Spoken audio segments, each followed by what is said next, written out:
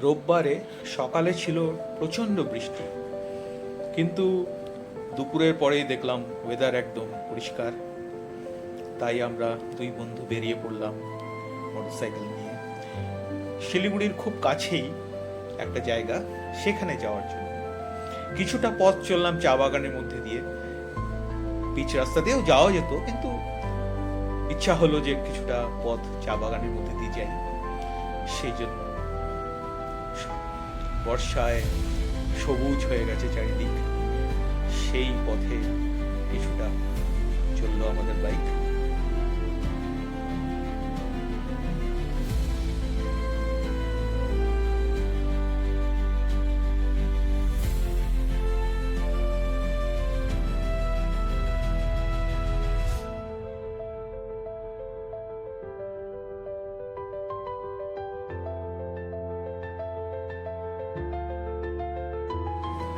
আমাদের আজকের গন্তব্য ছিল রোহিণীর একটু উপরেই, রোহিণীর বেশ কিছুটা উপরে একটা গ্রাম আছে, সেই গ্রামের নাম কঠিডাড়া। তো সেখান থেকে খুব সুন্দর চারিপাশের খুব সুন্দর ভিউ পাওয়া যায়, উঁচু পাহাড় থেকে চারিদিকের নিচু ভ্যালির খুব ভালো ভিউ পাওয়া যায়। তো সেখানে ছিল আমাদের গন্তব্য। এইভাবে পাহাড়ি রাস্তায় চলতে চলতে আমরা পৌঁছে গেলাম কঠিডাড়া। কিন্তু কঠিডাড়ায় গিয়ে আমরা দেখলাম যে চারিদিকে প্রচুর কুয়াশা। যদিও নিচে পরিষ্কার ছিল ওয়েদার, কিন্তু পাহাড়ের ওপরে প্রচন্ড কুয়াশা, বেশ একটু অন্যরকম চারিদিকে। এখানে ভিউ পয়েন্ট থেকে নিচের ভিউ খুব ভালো পাওয়া যায়, কিন্তু যেহেতু কুয়াশা ছিল ওই জন্য খুব একটা ভালো ভিউ পেলাম না। কিন্তু এখানকার পরিবেশটা সত্যি মনোরম, খুবই ভালো লাগলো।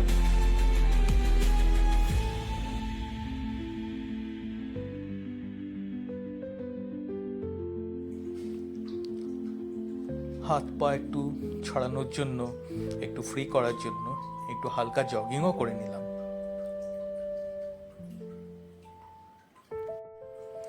সুন্দর শান্ত একটা পাহাড়ি গ্রাম। এখানকার সরল মানুষের জীবনযাত্রাও খুব সরল। দেখা হলো এক মহিলার সাথে, এক পাল ছাগল নিয়ে হেঁটে চলেছে। কুয়াশার চাদরে ঢাকা চারিদিক অদ্ভুত এক মায়াময় পরিবেশ সৃষ্টি করেছে। সুন্দর একটি বিকেল কাটাচ্ছি পাহাড়, জঙ্গল এবং চা বাগানের মাঝখানে।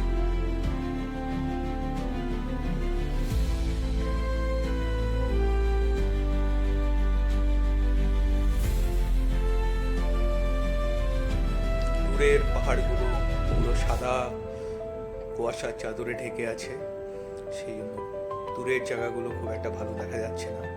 তবে অন্য সময় কিন্তু আকাশ পরিষ্কার থাকলে তখন কিন্তু দূরের বহু দূর, এখান থেকে বহু দূরের পাহাড় এবং সমতলের এলাকাও কিছুটা দেখা যায়।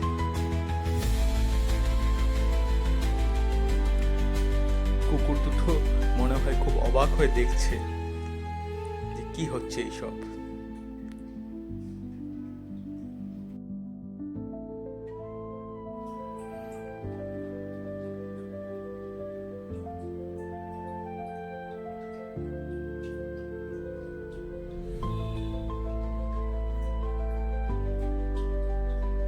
আরো অনেক গ্রামবাসীর সঙ্গে দেখা হলো ওখানে, তারা বেশ বন্ধুর মতো আমাদের আপন করে নিল।